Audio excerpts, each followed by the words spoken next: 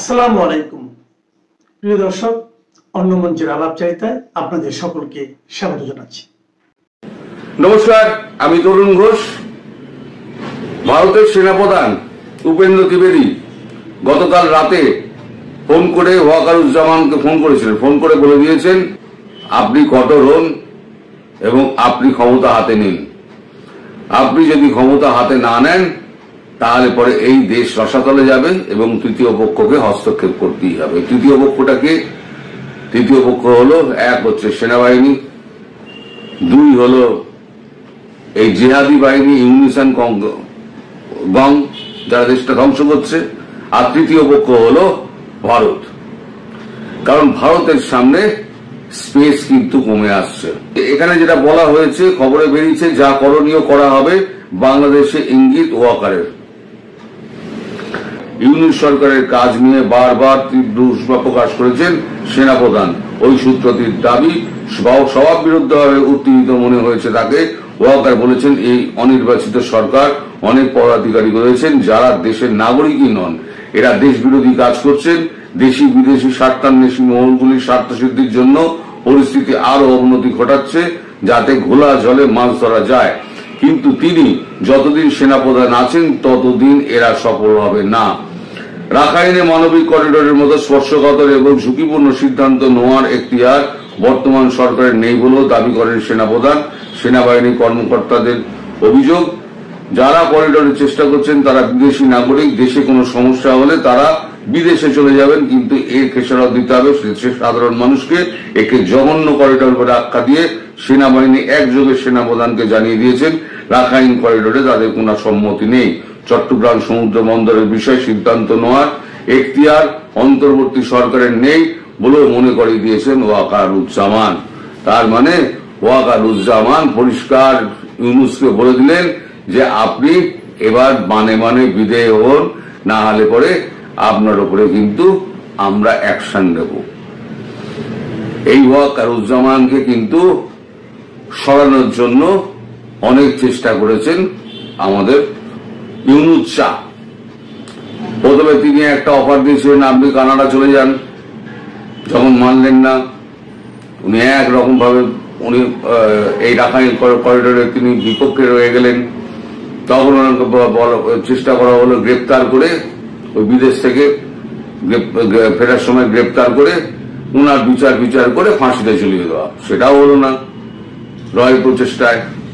তৃতীয়বার চেষ্টা করা হলো যে জুনিয়র অফিসারদের দিয়ে তাকে খুন করানো, সেটাও কিন্তু র করতে দেয়নি। ঠিক সময় হস্তক্ষেপ করে, আমি বলেছিলাম র এখন প্রচন্ডভাবে অ্যাক্টিভ বাংলাদেশে। তো এখন এই যে ইউনূস শাহ যা করে বেড়াচ্ছে, এখন ইউনূস শাহর সঙ্গে সরাসরি ওয়াকারুজ্জামানের একেবারে মুখোমুখি সংঘাত। আর এই সংঘাতে ওয়াকারুজ্জামানের পেছনে পুরো সেনাবাহিনী আছে। ফলে ওয়াকারুজ্জামান এখন পূর্ণ ক্ষমতা নিয়ে বসে আছেন, আর এদিকে ক্রমশ সংখ্যালঘু হয়ে পড়ছে আমাদের ইউনূস শাহ। এখন ইউনূস শাহর যা অবস্থা, ইউনূস শাহ প্রতি মুহূর্তে ঘাবড়ে আছেন যে কি হবে। খুব ঘাবড়ে আছে, কিন্তু গদি ছাড়বে না। গদির লোক কিন্তু ইউনূস শাহ প্রচন্ড উচ্চাসা, প্রচন্ড। এই বয়সেও প্রচুর উচ্চাসা। এত বয়সে কি করে এত উচ্চাসা মানুষ পুষে রেখে দেয়, সেটাই এই মানুষটাকে না দেখলে এই চেনাই যেত না। পৃথিবীর অনেক কিছু জানতেই পারতাম না। মানুষের স্বভাব কিরাম হয়, কত ক্রূর, নিষ্ঠুর এবং উচ্চাকাঙ্ক্ষী, উচ্চাভিলাষী হয়। তা এই মানুষটাকে দেখে কিন্তু অনেক কিছু শিখলাম। এই বয়সে এসেও অনেক কিছু অজানা ছিল। বলে না, 3 হাঁটুর কাছে বুদ্ধি নাও। তাহলে 3 হাঁটুর কাছে এমনি বুদ্ধি দিতে বলে না। 3 হাঁটু যা মানে পুজো হয়ে যে লোকটা বসে আছে না, বসে পড়েছে, অথর্ব হয়ে গেছে, তাকে বলে 3 হাঁটু। মাথা, হাঁটু আর পা সব একসঙ্গে নিয়ে বসে আছে। তার সে যা মানে অনুভব করেছে জীবনে, যা সে দেখেছে, যা সে শিক্ষা নিয়েছে, তার কাছে যে বুদ্ধি, সে বুদ্ধি কোনো বই, পৃথিবীর কোনো সমাজ কোনো শিক্ষা দিতে পারবে না।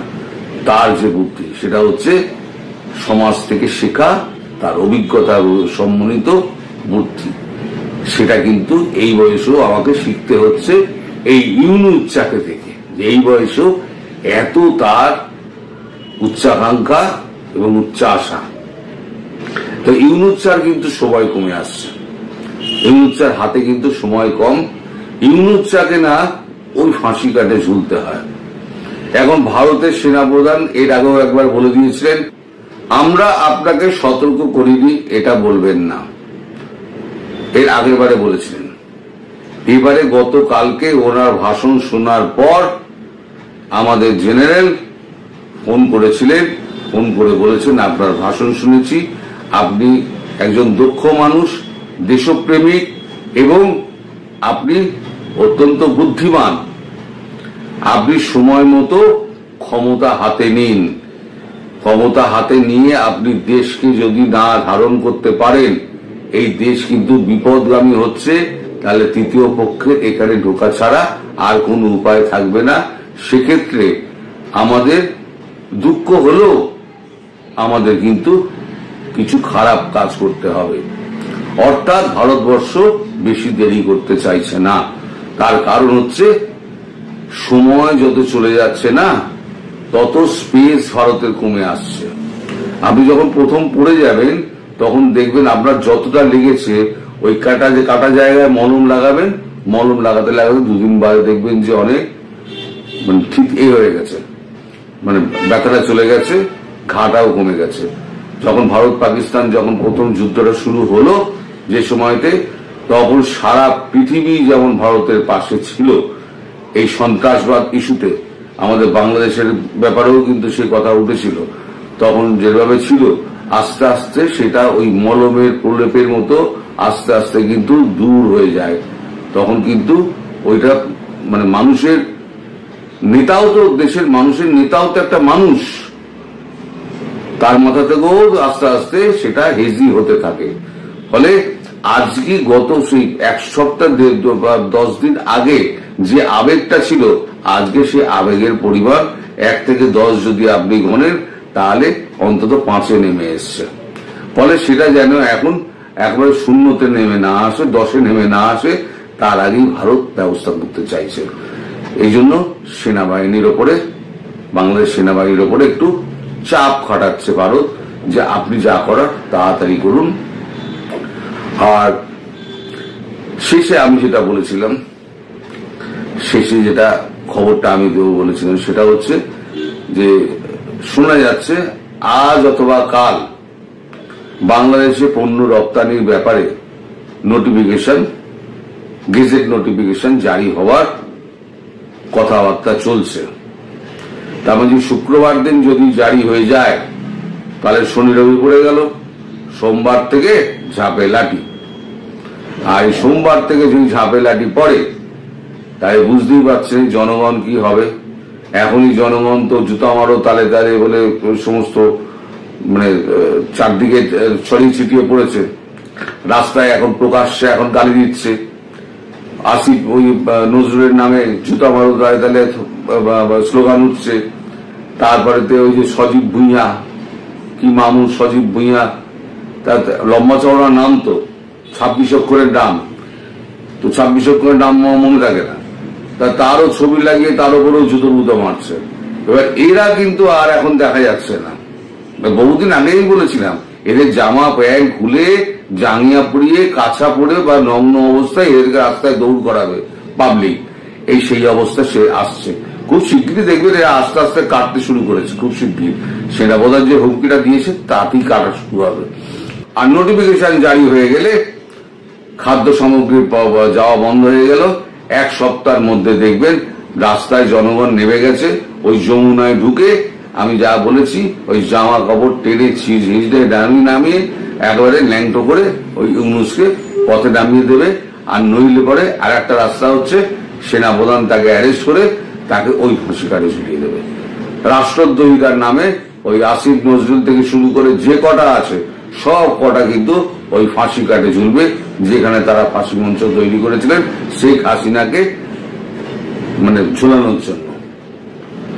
আমি তখনও বলেছিলাম ওই আশা জীবনে পূর্ণ হবে না, শেখ হাসিনাকে ওই ঝোলানো ওই আশা অপূর্ণই থেকে যাবে। যারা বানিয়েছে তারাই ওখানে ঝুলবে। ভবিষ্যতেও আমার কথা মিলিয়ে দেবেন, ওইখানে ওরাই ঝুলবে। এই শেখ হাসিনাই বিচার করবেন। একেবারে নির্বাচন হোক, শেখ হাসিনাও চাইছেন একটা নির্বাচন হোক, সেই নির্বাচনে জিতে উনি দেশে ফিরবেন। এটা হচ্ছে ওনার বর্তমান মত। এখন বর্তমান মতটা এখন পরিস্থিতির সঙ্গে সঙ্গে চেঞ্জও হতে পারে। এখন মানে আওয়ামী লীগ অনেকেই নেতারা তার সঙ্গে যোগাযোগ করে বলছেন, আপনি না এলে পরে আমরা তো ক্ষতিগ্রস্ত হব। সেক্ষেত্রে পরবর্তীকালে হয়তো শেখ হাসিনা তার মত চেঞ্জ করতে পারেন, তিনি হয়তো আগেই যেতে পারেন। সে ব্যবস্থা ভারত করে দেবে। ভারতীয় সৈন্য যদি নামে বা ওয়াকারুজ্জামান যদি ক্ষমতা হাতে নেয়, কেউ মাঠে থাকবে না, সব মাঠ ফাঁকা হয়ে যাবে। দেখবেন কদিন আর অপেক্ষা, সব মাঠ ফাঁকা হয়ে যাবে। চায়ের টেবিল কিংবা পাড়ার টক দোকান, কোথাও নির্বাচনের দামামা বাজতে দেখা যাচ্ছে না। তা সত্ত্বেও বৃহস্পতিবার সন্ধ্যা 6টায় নির্বাচন কমিশন ঘোষণা করতে যাচ্ছে ত্রয়োদশ জাতীয় সংসদ নির্বাচনের তফসিল। তার ঠিক আগে অন্তর্বর্তী সরকার ক্ষমতা কাঠামো থেকে সরে গেলেন সবচেয়ে আলোচিত এবং বিতর্কিত দুই ছাত্র রাজা, যুব ক্রীড়া এবং স্থানীয় সরকার মন্ত্রণালয়ের উপদেষ্টা আসিফ মাহমুদ সজীব ভুঁইয়া এবং তথ্য ও সম্প্রচার মন্ত্রণালয়ের উপদেষ্টা মাহবুজ আলম। তবে সরকারের পিআর টিম সে পদত্যাগে শর্ত দিয়ে রেখেছে, বলেছে তফসিল ঘোষণা হলে কার্যকর হবে এই পদত্যাগ। যদিও সংবিধানের কোথাও এমন অদ্ভুত শর্তের উল্লেখ নেই। দর্শক, জুলাই আন্দোলনের পর আসিফ ও মাহফুজ এসেছিলেন পরিবর্তনের প্রতীক হয়ে, কিন্তু ক্ষমতা থেকে বিদায় নিলেন দুর্নীতির অভিযোগ আর ক্ষমতার অপব্যবহারের নানা বিতর্ক নিয়ে। আসিফ মাহমুদ এরই মধ্যে ঘোষণা করেছেন তিনি নির্বাচন করবেন, আর মাহফুজ আলম তিনি তো শেষ মুহূর্ত পর্যন্ত সরকারে থাকতে চেয়েছিলেন। তাহলে কি তাদের এই প্রস্থান কোনো সাধারণ স্বেচ্ছায় বিদায় ছিল না, বরং ছিল ক্ষমতার মঞ্চ থেকে এক প্রকার গোল্ডেন হ্যান্ডশেক দিয়ে সরে যাওয়া? কোন চাপে বা কিসের চাপে সেই গোল্ডেন হ্যান্ডশেক করতে হলো? কিংস পার্টি এনসিপি কি দুই উপদেষ্টার এই গোল্ডেন হ্যান্ডশেক মেনে নিচ্ছে, নাকি তফসিলের পর নতুন কোনো দাবির জন্য এই গোল্ডেন হ্যান্ডশেক কি তারা ব্যবহার করবেন? তার চেয়েও বড় কথা, মাত্র 1 মাস আগেও আসিফ মাহমুদ প্রকাশ্যে বলেছিলেন বাংলাদেশের বর্তমান বাস্তবতায় 10 থেকে 20 কোটি টাকা না থাকলে সংসদ নির্বাচন করা সম্ভব নয়। যে আসিফ মাহমুদ আয়কর দিতেন না, ছিল না ব্যাংক অ্যাকাউন্ট, 16 মাসের ব্যবধানে তিনি এমন কোন আলিবাবার গুহা পেয়ে গেলেন যা দিয়ে 10 থেকে 20 কোটি টাকা খরচ করার জন্য তারা নির্বাচনের খরচ মেটান? অনেকদিন ধরেই শোনা যাচ্ছিল অন্তর্বর্তী সরকারে থাকা দুই ছাত্র উপদেষ্টা পদত্যাগ করছেন। মঙ্গলবার রাত থেকে সে গুঞ্জন আরো এক দফা বাড়ে। বিশেষ করে স্থানীয় সরকার উপদেষ্টা আসিফ মাহমুদ সজীব ভুঁইয়া বুধবার বিকেলে সংবাদ সম্মেলন ডাকায়। সেই সংবাদ সম্মেলনে তার দায়িত্বে থাকা দুই মন্ত্রণালয় গত 16 মাসে বিগত সরকারের করে যাওয়া নাম ফলক পরিবর্তন ছাড়া আর কি কি করেছেন তার ফিরিস্তি তুলে ধরেছেন। যদিও সুলতানা কামালের মতো প্রথিতযশা ক্রীড়াবিদের নামে করা কমপ্লেক্সের নাম ফলক কেন পরিবর্তন করা হলো সে প্রশ্নের উত্তর দিতে বেশ ঘাবড়ে যান। শেষমেশ বলে বসেন সুলতানা কামালের নামে আরেকটি কমপ্লেক্সের নামকরণ করা যেতে পারে। জনপ্রশাসন মন্ত্রণালয় থেকে নিয়োগ দেওয়া সচিবকে কাজে যোগ দিতে না দেয়া, নিজের এলাকায় বিশেষ বরাদ্দ, পিএসের বিরুদ্ধে দুর্নীতির অভিযোগ, কোনো কিছুরই গ্রহণযোগ্য জবাব ছিল না উপদেষ্টা আসিফ মাহমুদের কাছে। তবে পদত্যাগের খবর মুখে বলতে না চাইলেও নির্বাচনে অংশ নিচ্ছেন সেটি আবারও জানান তিনি। জানান পদত্যাগের খবর সাংবাদিকদের জানাবেন প্রধান উপদেষ্টার প্রেস উইং। জানিয়েছিলেন তিনি কূটনৈতিক পাসপোর্টও জমা দিয়েছেন। আসিফ মাহমুদ যখনই সংবাদ সম্মেলন করছিলেন তখনও পর্যন্ত গণমাধ্যমের খবর ছিল আরেক ছাত্র উপদেষ্টা মাহবুজ আলম সরকারের থেকেই যেতে চান। এর কিছুক্ষণের মধ্যে প্রেস উইং এর বরাত দিয়ে গণমাধ্যমে খবর আসে দুই ছাত্র উপদেষ্টা পদত্যাগ করেছেন। এ খবর জানাতে সন্ধ্যা 6:15টায় প্রেস ব্রিফিং করে অধ্যাপক ইউনূসের প্রেস উইং। ব্রিফিং এ জানানো হয় অন্তর্বর্তী সরকার উপদেষ্টার পদ থেকে পদত্যাগ করলেন মাহবুজ আলম ও আসিফ মাহমুদ সজীব ভুঁইয়া। তারা বুধবার বিকেল 5টার মধ্যে প্রধান উপদেষ্টা অধ্যাপক মোহাম্মদ ইউনূসের কাছে তাদের পদত্যাগপত্র জমা দিয়েছেন। উপদেষ্টারা রাষ্ট্রীয় অতিথি ভবন যমুনায় গিয়ে পদত্যাগপত্র জমা দিলে প্রধান উপদেষ্টা তা গ্রহণ করেন। প্রধান উপদেষ্টার দপ্তরের ফেসবুক পেজে লেখা হয়েছে, দুই উপদেষ্টার পদত্যাগ নির্বাচন কমিশন তফসিল ঘোষণার সঙ্গে সঙ্গে কার্যকর হবে। যদিও নির্বাচন কমিশন বুধবার রাষ্ট্রপতির সঙ্গে দেখা করার পর জানিয়েছে ত্রয়োদশ জাতীয় সংসদ নির্বাচন ও গণভোটের তফসিল ঘোষণা করা হবে বৃহস্পতিবার সন্ধ্যা 6টায়। কিন্তু প্রশ্ন হলো, প্রধান উপদেষ্টার দপ্তর এই ব্যাখ্যা কোথায় পেলেন বা এমন শর্ত কিভাবে দিলেন দুই উপদেষ্টার পদত্যাগের সাথে তফসিল ঘোষণার সম্পর্ক আছে? দর্শক, বর্তমানে যে সংবিধান অনুসারে অধ্যাপক ইউনূস ও তার সরকার রাষ্ট্র চালাচ্ছেন, তাতে মন্ত্রী বা মন্ত্রী পদমর্যাদার কারো পদত্যাগের বেলায় এমন অদ্ভুত শর্তের দেখা পাওয়া যায় না। সংবিধানের ২য় পরিচ্ছেদের ৫৮ অনুচ্ছেদে প্রধানমন্ত্রী ও অন্যান্য মন্ত্রী উপমন্ত্রীরা কিভাবে পদত্যাগ করবেন সেটি বলা আছে। অনেকে বলতে পারেন, এই সংবিধানে তো অন্তর্বর্তী সরকারের কথা বলা নেই, কিন্তু বর্তমান অন্তর্বর্তী সরকারের উপদেষ্টারা মন্ত্রীদের মতোই শপথ নিয়েছিলেন এবং মন্ত্রীদের মতোই সুযোগ সুবিধা ভোগ করেন। সেখানে বলা আছে, প্রধানমন্ত্রী ব্যতীত অন্য কোনো মন্ত্রীর পদ শূন্য হবে যদি তিনি রাষ্ট্রপতির কাছে পেশ করবার জন্য প্রধানমন্ত্রীর কাছে পদত্যাগপত্র জমা দেন। আবার যদি টেকনোক্রেট মন্ত্রী হন তাহলে কি হবে সেটি বলা আছে ৫৮ এর ২য় অনুচ্ছেদে। বলা আছে, প্রধানমন্ত্রী যে কোনো সময় কোনো মন্ত্রীকে পদত্যাগ করতে অনুরোধ করতে পারবেন এবং ওই মন্ত্রী অনুরোধ পালনে অসমর্থ হলে তিনি রাষ্ট্রপতিকে উক্ত মন্ত্রীর নিয়োগের অবসান ঘটাবার পরামর্শ দিতে পারবেন। নির্বাচনের তফসিল ঘোষণা না হলে উপদেষ্টাদের জমা দেওয়া পদত্যাগপত্র গৃহীত হবে না, এমন অদ্ভুত ও কিম্ভূত কিমাকার শর্ত বাংলাদেশের ইতিহাসে এই প্রথম শোনা গেল। দর্শক, মাত্র ১৬ মাসের ক্ষমতা যাত্রায় বড় বড় রাজনৈতিক দল সহ নানা মহল থেকে দুই ছাত্র উপদেষ্টার পদত্যাগের দাবি অনেকবার উঠেছিল। ইশরাক হোসেনকে ঢাকার মেয়র হিসেবে নিয়োগের ইস্যুতে বিএনপির সাথে আসিফ মাহমুদের দ্বন্দ্ব চরমে পৌঁছেছিল। শেষমেশ বিএনপিকে পিছু হটতে হয়েছিল।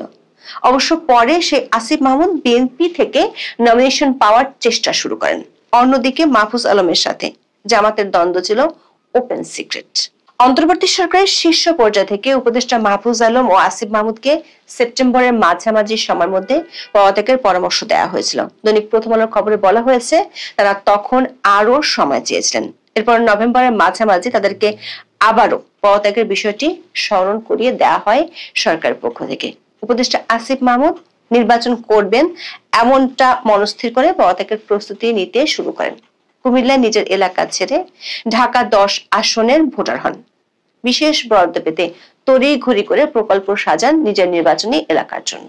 অন্যদিকে উপদেষ্টা মাহফুজ আলম সরকারের শেষ সময় পর্যন্ত থাকার আগ্রহের কথা জানিয়েছিলেন। সেক্ষেত্রে তিনি নির্বাচন করবেন না বলেও জানিয়েছিলেন। প্রথম আলোর খবরে বলা হয়েছে, মঙ্গলবার প্রধান উপদেষ্টা অধ্যাপক মোহাম্মদ ইউনূসের সঙ্গে যমুনায় বৈঠক করেন সিনিয়র কয়েকজন উপদেষ্টা। সাধারণত প্রতি মঙ্গলবার মধ্যাহ্নভোজের পাশাপাশি উপদেষ্টারা বৈঠকে মিলিত হন। চলতি সপ্তাহের মঙ্গলবারের বৈঠকে দুই উপদেষ্টার পদত্যাগের বিষয়টি ওঠে। ওই দিন সন্ধ্যায় সরকারের দায়িত্বশীল ব্যক্তিরা নিশ্চিত হন যে দুই উপদেষ্টা বুধবার পদত্যাগ করছেন। প্রশ্ন হলো, আসিফ মাহমুদ না হয় নির্বাচন করবেন এমন সিদ্ধান্ত নেয়ার কারণেই পদত্যাগের সিদ্ধান্ত নিতে বাধ্য হয়েছেন, কিন্তু মাহফুজ আলম যেখানে শেষ দিন পর্যন্ত নিশ্চিত নন এবং তিনি প্রয়োজনে নির্বাচন করতে চান না, এমন সিদ্ধান্ত নেওয়ার পরও কেন সরে যেতে হলো?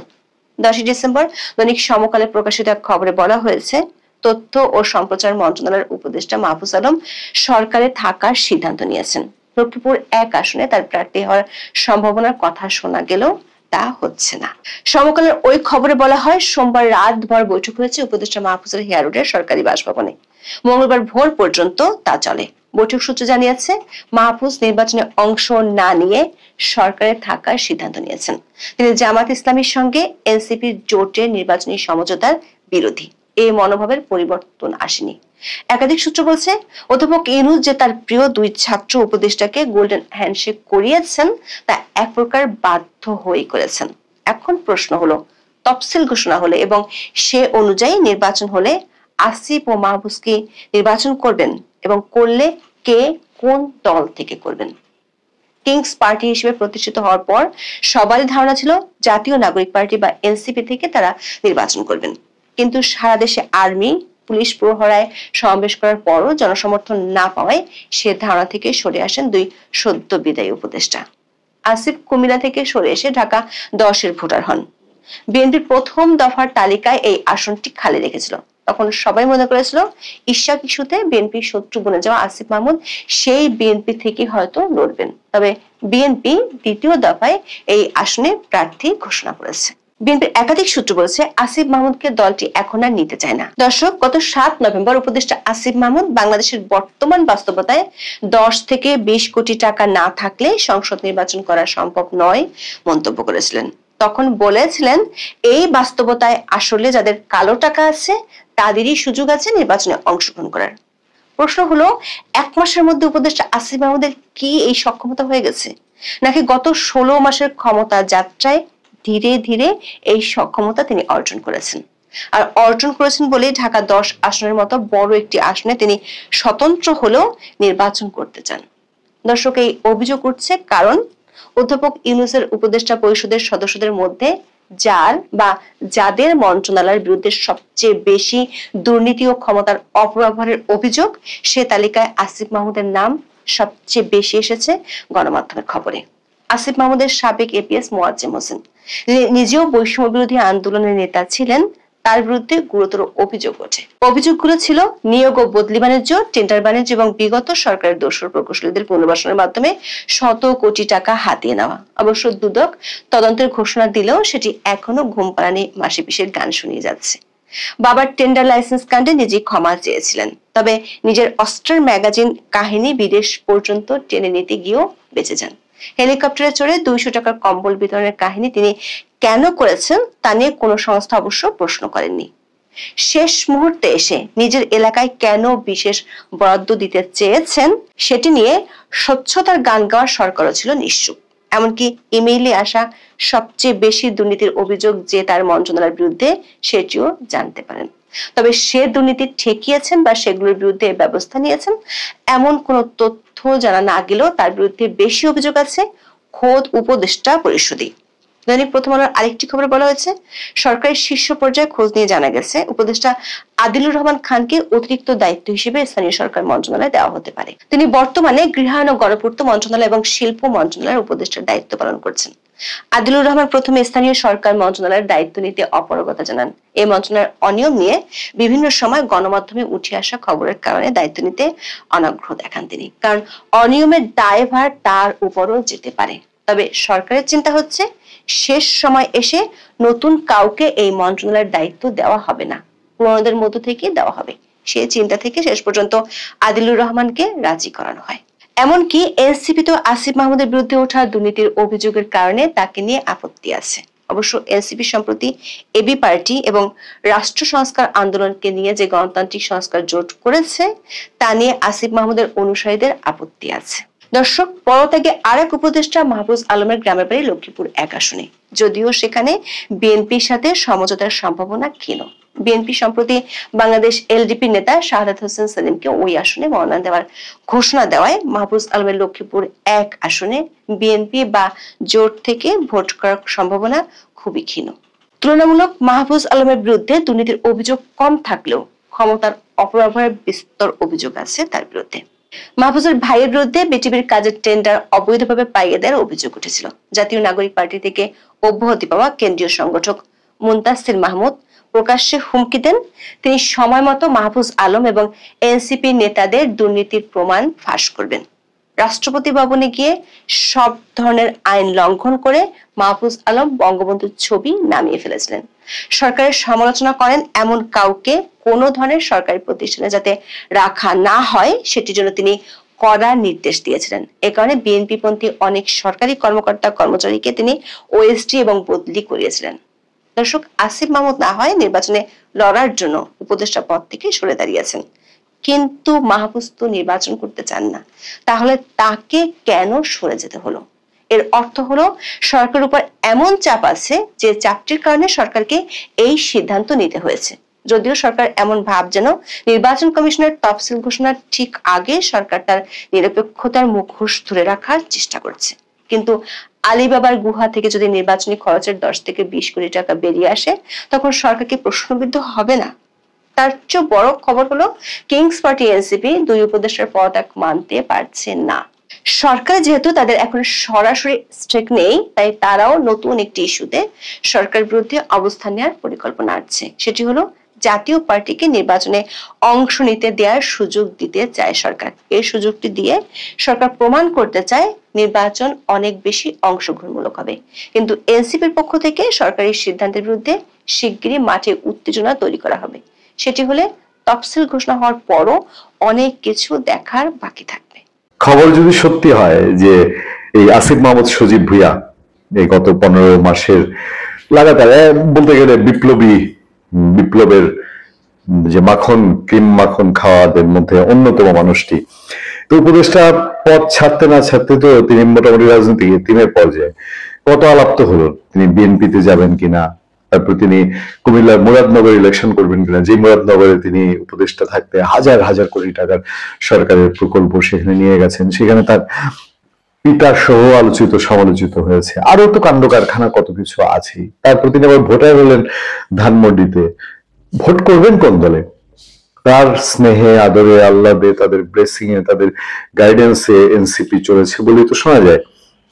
এনসিপি বিপদে আপদে তারা থাকবেন, আবার তাদের বিপদে আপদে ওই যে যখন আপনার নেড়া মার্কেটে হাঁসের মাংস না পেয়ে ওয়েস্টিনে খেতে যান, এই গল্পের আড়ালে যখন উঠে আসলো ওই যে গুলশানে চাঁদাবাজির সময় তিনি ছিলেন কি ছিলেন না, এই আলাপের ভিড়ে যে ভিডিওতে ভাইরাল হয়েছিল যে আসিফ মোহাম্মদ সজীব ভুঁইয়া সেদিন সেই চাঁদাবাজির সময় গুলশানে উপস্থিত ছিলেন, সেই সব থেকে রক্ষার জন্য যে এনসিপি আসিফ মোহাম্মদ সজীব ভুঁইয়ার জন্য পাশে দাঁড়ায়, সেই এনসিপিতে নাকি আজকে আসিফ মোহাম্মদ সজীব ভুঁইয়ার জায়গা হচ্ছে না এবং তিনি খুঁজছেন কোন একটা দলে যাবেন। এবং নতুন গুঞ্জন অলরেডি রাশেদ খান গণ অধিকার পরিষদের ঘোষণা করেছে যে তিনি গণ অধিকার পরিষদে আসতে চান। এখানে আবার ঘাপলা লেগেছে। চলুন খবরটা দিয়ে একটু নজর দিই। ঘাপলাটা কিন্তু জেনতেন মাপেন না। কাঙ্ক্ষিত পদ নিয়ে বিরোধের জেরে নিজেদের হাতে গড়া দল জাতীয় নাগরিক পার্টিতে ঠাঁই হচ্ছে না এতদিন সরকারি উপদেষ্টার দায়িত্ব পালন করা আসিফ মাহমুদের। বেশ জমজমাট নিউজ না রাজনীতির দিক থেকে। তাই এবার সাবেক দল গণ অধিকার পরিষদে আশ্রয় খুঁজছেন তিনি, কিন্তু তাকে পদ ছাড়া নিয়ে বিরোধ দানা বাঁধছে গণ অধিকার পরিষদেও। বুধবার সরকারি উপদেষ্টা পদ থেকে পদত্যাগ করেছেন আসিফ। পদত্যাগের ঘোষণার পর থেকে বিভিন্ন মহলে আলোচনা চলছে তার গন্তব্য নিয়ে। জাতীয় নাগরিক পার্টি এনসিপি একাধিক দায়িত্বশীল সূত্র জানিয়েছে দলটিতে আসিফের চাহিদার পদ ছিল মুখ্য সমন্বয়ক, কিন্তু বর্তমানে সেই পদে থাকা নাসিরউদ্দিন পাটোয়ারি পদটি ছাড়তে রাজি নন। এ বিষয়ে বিরোধের জেরে এনসিপিতে যাচ্ছেন না আসিফ মাহমুদ। বুধবার দুপুরে ঘোষিত এনসিপি প্রার্থী তালিকা রাখা হয়নি গণ অভ্যুত্থানের এই অগ্রসৈনিকের।